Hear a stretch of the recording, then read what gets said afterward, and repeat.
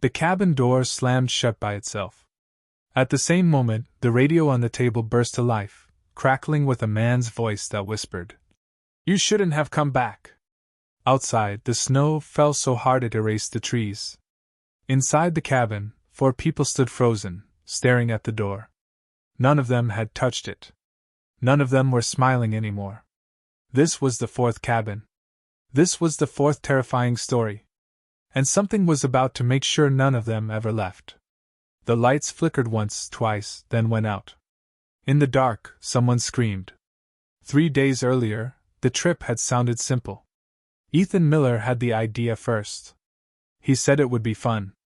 A winter break adventure. No phones. No school. Just a quiet cabin in the mountains of Colorado. Ethan invited his friends, Jake Turner, who laughed at everything, Lily Carter, who loved scary stories but hated being alone, and Noah Brooks, who didn't believe in ghosts at all. 4 friends. 1 old cabin rental. 4 nights. They drove up in Ethan's old SUV, music loud, snacks everywhere, snow piling higher the farther they went. The road twisted like a snake through the mountains. "Relax," Ethan said when Lily asked if the cabin was safe. "It's just wood and snow." But Lily felt uneasy. She had read the online reviews. Most were normal. Except for 4 of them. One review said, "We heard footsteps all night." Another said, "The radio turned on by itself." The third said, "Someone knocked from inside the walls." The last review was short, "Never again." Lily didn't tell the others. She didn't want to sound scared. When they reached the cabin, it looked harmless. Small. Brown wood. A porch covered in snow. Tall trees all around, quiet as a grave. Inside, it smelled like dust and pine. There were 2 bunk beds, a fireplace, a small kitchen, and an old radio on a shelf. "No internet," Jake said. "We might die." Noah laughed. "Nothing bad ever happens in places like this. People just get bored and imagine stuff." That first night was calm. They cooked soup. They joked. They played cards. The wind howled outside, but the fire kept them warm. Then, at 11:47 p.m., the radio turned on. Static filled the room. Ethan stood up fast. "Okay. Who did that?" No one answered. The radio clicked again. A man's voice came through, low and shaky. "This is cabin 4, the voice said. "If you're hearing this, leave." The radio went silent. Jake laughed, but his face was pale. "Old radio. Bad wiring." Noah unplugged it. "See? Problem solved." They went to bed. At 2:13 a.m., Lily woke up. She heard footsteps. Not outside. Inside the walls? Slow. Careful. Like someone walking, then stopping, then walking again. She held her breath and listened. Tap. Tap. Scratch. Lily whispered, "Ethan?" No answer. The footsteps moved toward her bunk bed, then stopped. Silence. In the morning, Lily told them everything. Jake joked less. Ethan checked the walls. Noah rolled his eyes but stayed quiet. They decided to hike during the day. Fresh air helped. The fear faded a little. That afternoon, they found something strange behind the cabin. 4 wooden posts stood in the snow, half buried. Each had a name carved into it. Adam. Rachel. Mark. Lucas. Dates were carved underneath. All different. All ended in winter. "What is this?" Jake asked. "A memorial?" Ethan said. Noah shook his head. "More like a warning." That night, the power went out for the first time. They lit candles. The fire popped loudly. Then came the knocking. Knock. Knock. Knock. From the front door. Ethan grabbed a flashlight and opened it. No one was there. Then the knocking came again. This time, from inside the cabin. From the walls. Lily started crying. Jake backed into the corner. Noah finally looked scared. The knocking moved. Around them. Above them. Then it stopped. On the table, something new had appeared. A folded piece of paper. Ethan picked it up with shaking hands and read it out loud. 4 cabins. 4 stories. 4 chances to leave. On the back, written in darker ink, were 4 words. This is the last one. They didn't sleep after that. The next morning, they tried to leave. The SUV wouldn't start. No signal. No road visible through the snow. The trees seemed closer than before. That afternoon, the radio turned on again, even though it was still unplugged. "This is cabin 1," the voice said. "We stayed too long." A scream followed. Then silence. "This is cabin 2," the radio continued. "We thought it was a joke." Crying. Banging. Gone. "This is cabin 3," the voice whispered. "It learned our names." The radio clicked. The room felt smaller. The walls creaked. Then the radio spoke one last time. "This is cabin 4," the voice said slowly. The cabin doors slammed shut. The lights went out. And something began breathing in the dark, right behind them. The breathing was not human. It was slow, deep, and wet, like air moving through a broken chest. Ethan felt it on the back of his neck. Warm. Close. Noah shouted, "Don't move!" Jake swung his flashlight toward the sound. The light flickered on for half a second. There was something there. Tall. Bent the wrong way. Its arms were too long, its head pressed sideways against the ceiling. Its face looked stretched, like skin pulled over bones that did not fit. Then the flashlight died. Darkness swallowed the cabin again. Lily screamed. The breathing rushed past them, fast now, and the front door exploded open with a loud crack. Cold air and snow blasted inside. "Run!" Ethan yelled. They ran out into the storm, not caring where they went. Snow burned their faces. The wind screamed louder than Lily. Behind them, something laughed. Not loud. Soft. Happy. They ran until their legs gave out. When they finally stopped, the cabin was gone. The trees stood still, quiet again, like nothing had happened. "Where is it?" Jake panted. Ethan turned in a slow circle. "We didn't go far, we couldn't have." But the cabin was nowhere. Only snow. Trees. And silence. They huddled together to stay warm. Lily's hands shook so hard she could not hold them still. "That thing," she said. "It wasn't chasing us." Noah swallowed. "It was letting us go." They walked for hours, but the forest never changed. Every tree looked the same. Every step felt like a loop. Just before sunset, they saw it again. The cabin. It stood exactly where it had been before, porch light glowing warmly, smoke coming from the chimney. "That's not possible," Ethan said. Jake stared. "It followed us. Or maybe, Lily thought, we never left." Inside, the cabin was different. Clean. Warm. The radio sat back on the shelf, plugged in. On the table were 4 cups of hot cocoa, steam rising. A note lay beside them. "Please sit," it read. "We should talk." Noah backed away. "Nope. Not doing this." The door slammed shut behind them. The radio turned on. "This cabin remembers," the voice said. "It remembers everyone."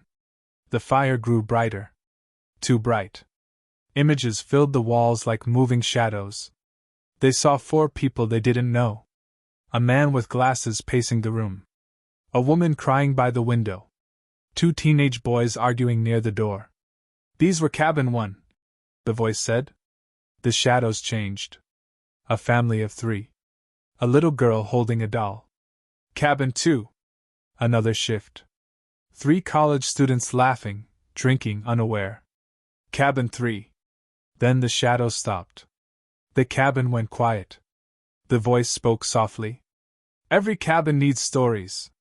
Fear feeds it. Panic grows it.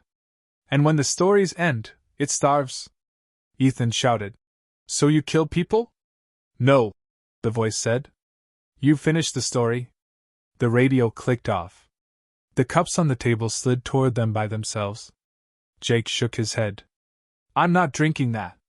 One cup tipped over. The cocoa spilled across the table, spreading like blood. Words appeared in the spill. One must stay. Lily cried. No. No. That's not happening. The walls began to close in. Slowly. Quietly. The room was shrinking. Think! Ethan yelled. What does it want? Noah looked at the radio. It wants fear. Stories. Maybe if we stop being scared. The cabin creaked louder, like it was angry. Jake laughed suddenly. Loud and wild. Fine. You want a story? The walls paused. Jake stood on a chair. I'm not scared of you. You're just wood and walls and old tricks. The lights flickered. The cabin groaned. For a moment, nothing happened. Then the floor opened under Jake's feet. He fell screaming into darkness below. The floor snapped shut. Silence. Lily screamed Jake's name. The radio turned on one last time. 3 remain, the voice said. From beneath the floor, something began knocking upward, slow and steady, trying to get out. The knocking from beneath the floor was slow and steady. Thump. Thump. Thump. Each knock sounded like it came from a fist wrapped in wood. The floorboards jumped slightly with every hit, sending dust into the air. Lily covered her ears. That's Jake. That has to be Jake. Noah shook his head, his face pale. That thing doesn't give people back the same. Ethan stepped in front of Lily without thinking. His heart hammered so hard it hurt. Jake! He shouted anyway. If that's you, say something! The knocking stopped. For one long second, the cabin was silent. Then a voice came up through the floor. Ethan? Lily gasped. It's him! The voice sounded right. Same tone. Same fear. Same laugh at the end of the word. Help me, the voice said. It's dark. I can't move. Ethan dropped to his knees and pressed his hands to the floor. Jake, we're here. We'll get you out. Noah grabbed Ethan's shoulder. Don't. You didn't hear it breathe. That thing copies. The voice below laughed softly. Come on, man. You're really going to leave me down here? The floorboards began to bend upward, as if something underneath was pushing with its whole body. Lily cried. Please stop. Please. The radio turned on. This is how Cabin 3 ended, the voice from the radio said calmly. They opened the floor. The knocking grew faster. Thump. Thump. Thump. Splinters appeared between the boards. Ethan pulled back just as a long, pale finger pushed through the crack. It bent the wrong way, joints snapping softly as it forced itself upward. Lily screamed. The finger slid back down, and the floor snapped flat again. Silence. The radio clicked off. Noah whispered, It's playing with us. The walls stopped moving. The cabin felt calm again, almost normal. Too normal. Minutes passed. Nothing happened. Finally, Ethan stood. We can't stay in here. The front door was open again, snow drifting in like white smoke. Outside, the storm had slowed. The sky was gray and heavy. They stepped out together. The trees were closer now. So close that branches brushed the cabin walls. Behind the cabin, the 4 wooden posts stood waiting. Except now, there were 3 new carvings under the old names. Ethan. Lily. Noah. No dates yet. Lily dropped to her knees. It's already decided. No, Ethan said sharply. It only wins if we give up. They walked away from the cabin again, marking trees with broken branches, tearing pieces of Ethan's jacket to leave behind. After an hour, they found the scraps again. Same tree. Same tear. The forest bent inward, leading them back like a maze with no exit. By nightfall, they were back on the porch. The door was open. Inside, the cabin lights were on. A new room had appeared where the wall used to be. A narrow hallway stretched into darkness. At the entrance was another note. Stories move forward, It read. So must you. I'm not going in there, Lily said. The hallway light turned on by itself. At the far end, something moved. Slowly. Carefully. Footsteps echoed, heavy and uneven. Ethan took a deep breath. We go together. No matter what. They stepped into the hallway. The air felt thick, like breathing through a blanket. The walls were covered in scratches. Words were carved into the wood. We tried to hide. It watched us sleep. We thought daylight would save us. Lily read them out loud, her voice shaking. Halfway down the hall, they heard crying. A child's cry. Soft. Broken. Noah stopped. That's not real. The crying grew louder. They reached the end of the hallway and entered a small room. Inside sat a little girl on a chair, her back to them. She wore a blue winter coat and held a doll missing one eye. Lily stepped forward. Hey, are you okay? The girl turned her head slowly. Her face was wrong. Too smooth. No eyes. Just skin where they should be. The doll raised its head. Its mouth opened. The lights exploded. Darkness again. Hands grabbed Lily's arms and pulled her backward. She screamed as something cold wrapped around her ankle. Ethan caught her wrist. Don't let go! Noah grabbed Ethan. For a second, it felt like a tug-of-war. Then the thing pulled harder. Lily slipped from Ethan's grip. Her scream echoed down the hallway as she vanished into the dark. The lights snapped back on. The hallway was gone. The cabin was normal again. 2 cups of cocoa sat on the table. 2 chairs. The radio turned on. 2 remain, the voice said gently. Ethan fell to his knees, breathing hard. His hands shook. Noah stared at the floor. We can't beat it by running. Ethan looked up slowly. Then we change the story. The cabin creaked. The fire flared. The voice posed. Noah stood straighter. It wants fear. Loss. Endings. So we don't give it one. Ethan nodded. We don't react. We don't scream. We don't play along. The cabin groaned louder, like it was angry. The walls shook. A loud bang hit the front door. Then another. Then many. Hands pressed against the windows from outside. Dozens of them. Pale. Twisted. Faces pushed into the glass. Jake's face. Lily's face. Strangers' faces. All smiling. The radio screamed with static. You cannot skip the ending, the voice roared. The floor split open again, wider this time. Darkness yawned below. Something rose from it, taller than before, its body scraping the ceiling as it stood. It leaned down close to Ethan's face and whispered. Tell me how this one ends. The cabin lights went out as the thing reached for them.